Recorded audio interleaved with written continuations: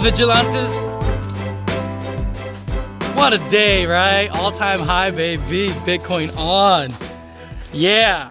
So, as you guys know, Bitcoin's not going anywhere. And everyone right now is talking about the all-time high, which is, yeah, it's a great thing. And we're happy because of that. But I want to talk to you guys about what really excites me. And what really excites me is anarchy, guys. Crypto anarchy. And the fact that we're moving closer to that every day. A lot of Bitcoin OGs have been saying for many years. And recently I saw Eric Voorhees tweet. He was like, oh, if a small country were to buy X billion dollars worth of Bitcoin, they will cease to be a small country. I'm like, yeah, that's cool, but it's not as exciting as things are gonna be. Look, guys, what I find appealing and what I think really is at the heart of all of this is the meritocracies that surround the makeup, the constitutive makeup of cryptocurrencies, right? And so, on the one hand, you have the FOSS ethos, right? So here, let's talk about the FOSS ethos. Slide. The FOSS, the free and open source software ethos, is the ethos that really grew out of the cypherpunk movement.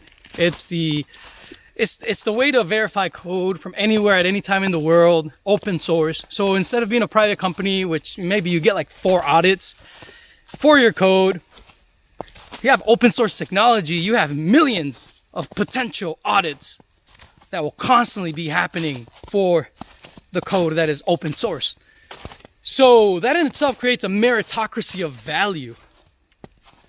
Now we have the financial incentives and the economic drivers for that FOSS ethos to be even more hardcore, for it to grow even faster, and for things to get even better as time goes on. So,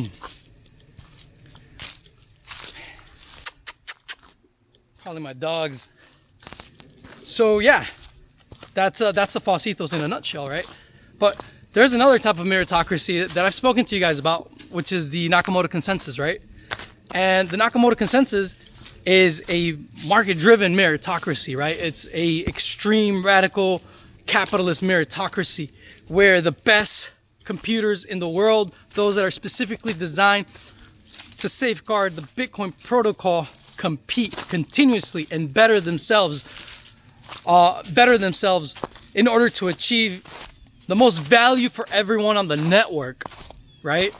So the real game changer, guys, is not just these institutional idiots coming in. I call them idiots because, let's be honest, guys, these guys, they came out of college with knee pads on, right? They know how to kneel to authority, to compliance.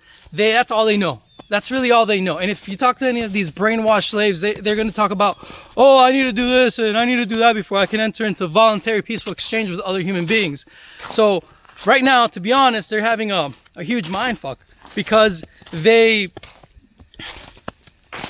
intrinsically have no comfort with the notion of human beings being completely free in the market. So this radical market-driven meritocracy is here to stay, and I can't wait for the first nation state to completely go into mining itself. And now that's going to be the nation state that's going to like thrive in the future. Not just buying Bitcoin and holding. Yeah, sure, that's a good thing. I don't see anything wrong with that. But if you're a participant in the network, gosh, man, you're gonna be a big deal. And those countries and those legal jurisdictions that are most tyrannical, they definitely will not profit. They will not prosper. So as you guys know, I mean, nation states throughout history have always been in an anarchic relationship with one another. So anarchy is nothing that is like it's not something that is like outside of this world. Anarchy is something that is proper to human nature, because you act in an anarchist way Anytime you interact with another person peacefully, that's all. Every day you do this, all the time. Every time you go to a plaza, you go to a mall, you exchange something with someone else. This whole notion of having to have this centralized authority, this central planner overseeing what you do in life is ridiculous. And the more you realize this, the more crypto catches on, the more it will change the minds of people. For example, these central planners, all they've done is mess up and corrupt the dollar and any fiat currency by hyperinflating and decreasing the purchasing power of every currency in the world. So yes, we are going to experience hyperinflation, and everyone in the world is going to run to cryptocurrencies. And guess what? We're going to be here ready for them to come and to be part of this voluntarist economy, this agorist economy.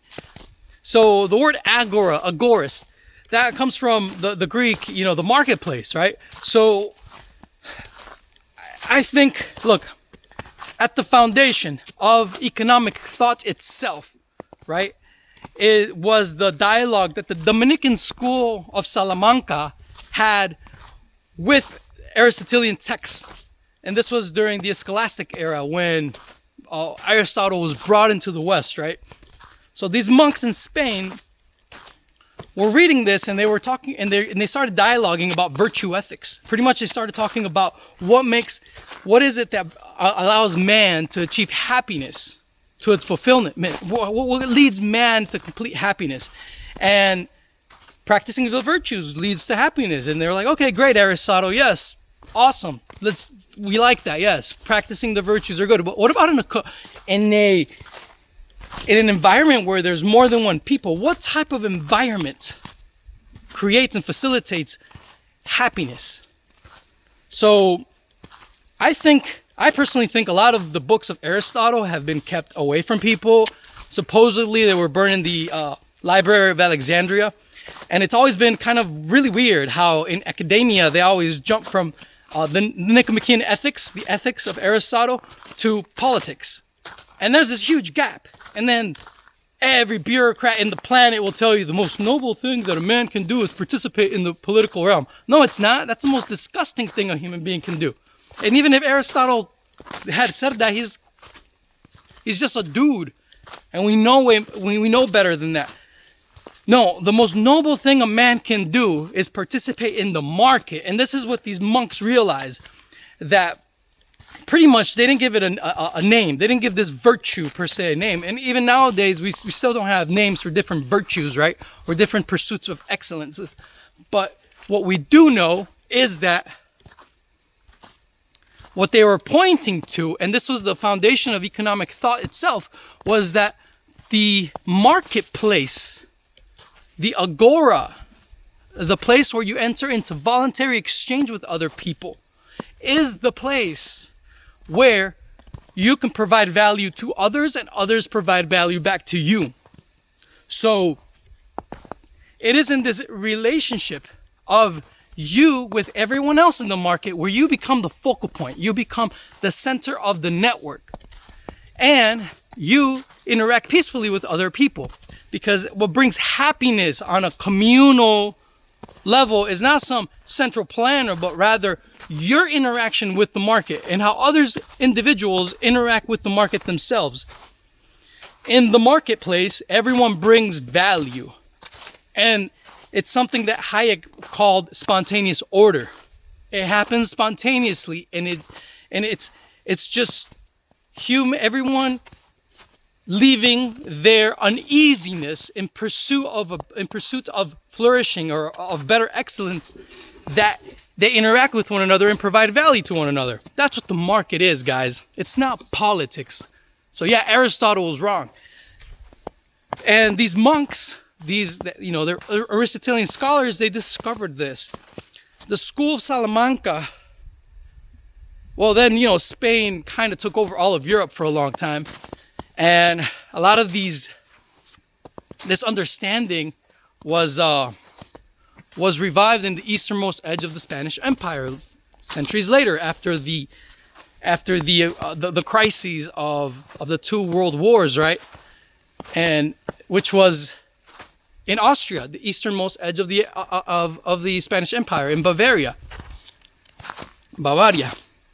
So we have the emergence of this thought where you no longer do you need a central planner to dictate what this is.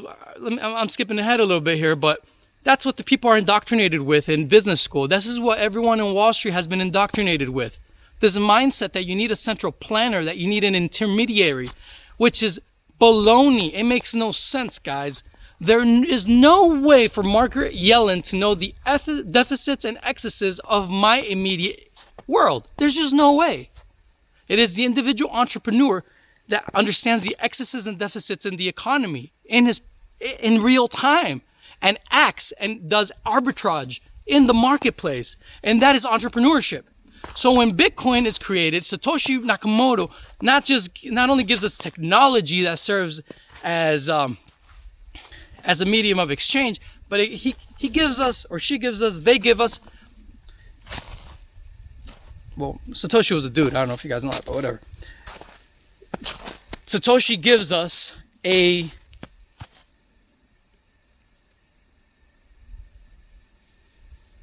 lost it for a second, guys. 1 second. Satoshi gives us the means for peers to interact with other peers without the need of third parties. So this is the whole notion of P2P exchange is nothing more than the manifestation of the perfect platonic form of voluntary exchange. It's libertarianism through and through. It's agorism. It's anarcho-capitalism. It's voluntarism. Okay? So, of course, these guys in Wall Street don't care if they're going to pay transaction fees. No, these guys are desperate. So let them be desperate. But what I really look forward to is for when nation states become desperate. And that's going to be the big game changer. And the truth, guys, is that there's nothing stopping this. And whatever way you see this regarding cryptocurrency, it always leads back to more freedom. So now we're leaving 2020.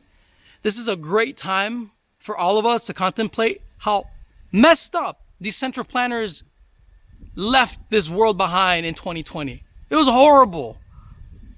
Over 60%, like Jeff called out the other day, over 60%, according to Yelp, of businesses in the United States went under. So yeah, it's been horrible for the economy, for everyone, everything that they want to impose with their BS, made up problem, reaction, solution. We already know what their game plans are. All, they're very predictable. They're bureaucrats. They don't move in the market like we do. See, one thing Aristotle was right about was the fact that, and Hayek too, actually, he echoes this, right?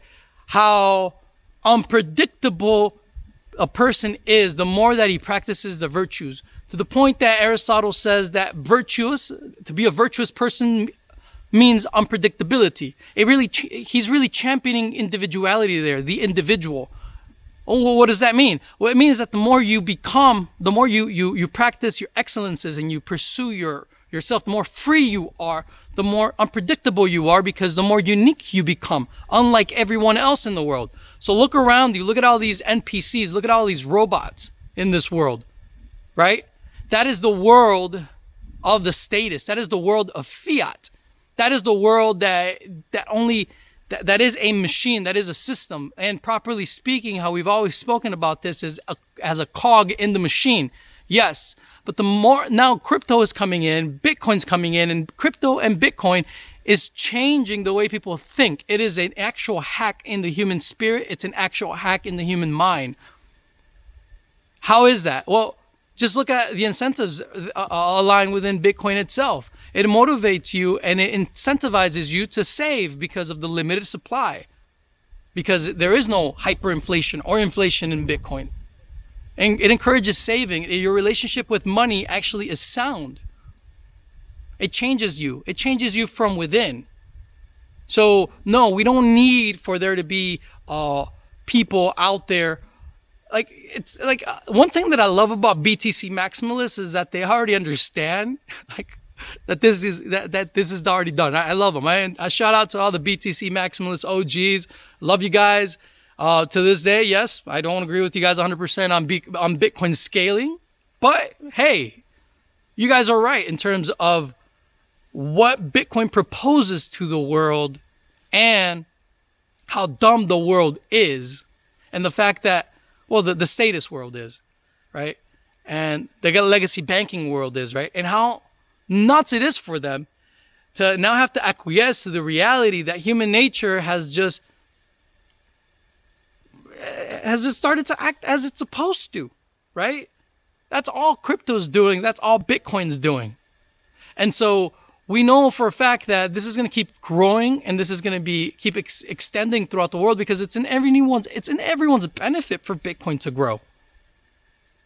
So if you want to learn more about this perspective, which is at the heart of cryptocurrency, if you want to learn more about what makes crypto valuable really valuable on a fundamental level of understanding, obviously value is something that's subjective, but if you want to understand the origin of cryptocurrency, and not just the origin, but what will make cryptocurrency continue to grow, well, join the crypto vigilante and the dollar vigilante. I mean, you got to have the whole package, right? You got to have the whole package. You got to listen to Jeff. You got to listen to Ed Bugos. Because like I've said before, these are guys that have been comfortable for decades with the notion of human beings being free. How simple and beautiful is that, right? Human beings being free. That's it. That's all there's to this. Like, the vast majority of the financial sector is not comfortable with that concept. How, and these guys are coming into crypto. Well, of course they're not going to care if they pay high transaction fees for BTC.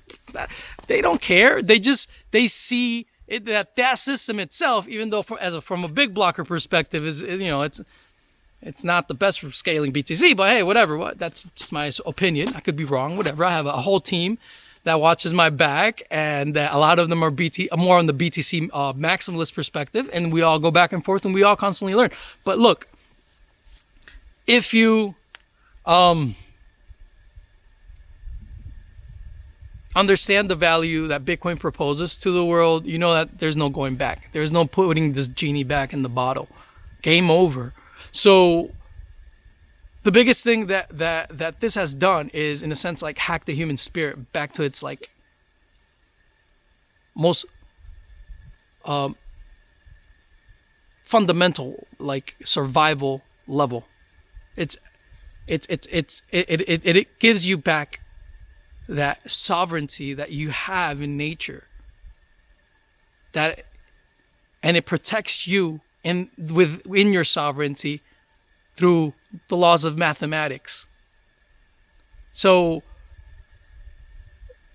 the more you discover Bitcoin and crypto, guys, the more you'll fall in love with it, because people will say, hey, it's you're just saying it's early because you got early. No, guys, this is really early. We're still really early, because Bitcoin has its merits, and it's amazing, and I would say that its merits will never end because of the Nakamoto consensus. And the Nakamoto consensus is found in Bitcoin, and arguably in the two other Bitcoin sibling chains, BSV and Bitcoin Cash, right? Because in my understanding and my definition of Bitcoin is that Bitcoin is a network of miners that compete amongst three chains. They monetize amongst three chains, and that the future of their enterprises is now contingent on the success of these three chains, right? So it's three alternate futures to monetize in for a miner. This is all it is, right? So we have Bitcoin, and on top of that, we have all these other cryptocurrencies. And do you think they're just going to be forgotten? Heck no, guys. Just think about privacy and the value that Monero is in the privacy realm. Now, Monero emphasizes not just the Nakamoto consensus, but the FOSS ethos at the most significant level in all of cryptocurrency. And why is that? Because Monero focuses on giving the individual his sovereignty back, be it privacy. So Monero's not going anywhere. Wall Street hasn't discovered Monero. As far as Wall Street knows and understands, they got something that blah blah blah digital gold. But have they ever even really thought about the fact that Bitcoin is a transparent coin? that Bitcoin invites financial surveillance and not worse than that, voyeurism. Anyone in the world can look into your wallets or track and trace to see what you have. So imagine a financial advisor. Wanting to get into Bitcoin or crypto, and then realizing that their secret sauce into how they allocate funds has to be, will more likely be open for anyone in the world to look into and to spy on them. That's going to keep a lot of people from coming in, right? But the truth is that a lot of our crypto world already took care of that. And the best example of this is Monero. And if you want to take it even a step further, gosh, just look at, we talked about it a couple videos ago about Pirate Chain. Look at what Pirate Chain is doing. And they're a baby project. And you don't think that there's other projects out there that are even more badass on the horizon? Of course there is.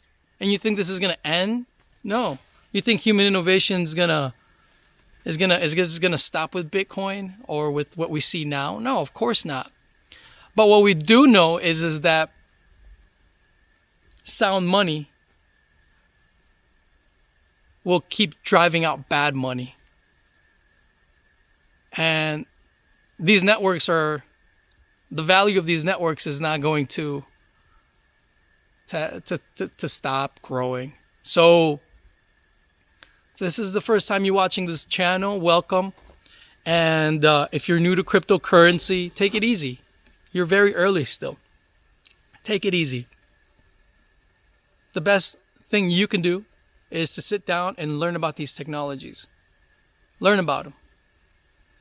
Because if you think you as a person who's been living in the market and you just a normal human being having a 9-to-5, if you think that this is difficult, I honestly think that the people on Wall Street are actually finding it more difficult because it completely changes the paradigm in how everything works. No longer is a central planner, central bankster who is most important in the economy. No, it's you guys. Everyone watching this, you as an individual are the most important person in all of crypto. The entrepreneur. It inverts the pyramid. It gives literally... I don't like the verbiage of Bitcoin gives power back to the people. No, that's not it, guys. No. Bitcoin and crypto takes power out of the equation of money. Very different, guys. This is not like a communist, socialist. No, this is radical. This is a radical meritocracy of value. This is extreme capitalism. This is laissez-faire. And these are the perfect platonic forms of money made manifest through technology. So no, you're not late to this game. You're not late to this. This is not even a game. This is something that is like a black hole that is just sucking in everything in the world. And we're going to be seeing more of this, guys. So do I think that Bitcoin's going to go to $1 million? Of course. Do I think that Monero is going to follow and all of the other cryptocurrencies that have substantial value? Of course. So it's just beautiful how the free market has responded in the most magnificent of ways with the price of Bitcoin manifesting this, that humanity is still resilient, that we're going to be okay, and that no matter what these megalomaniacs have plans with great resets or whatever BS they're throwing out there, know that we have options that we've created for ourselves, options that we're responsible for, and options that give you your personal sovereignty back, and options that can never be taken away from you. And to be honest, guys, options that benefits everyone in the world, even the same bureaucrats. A lot of these people, let's give them the benefit of the doubt, right? Maybe they went into public life. Maybe they became banksters. Maybe for whatever reason, but honestly, they had no other options, right? There was never a Bitcoin. There was never an option to participate in the market freely. And there was always a necessity to trust someone.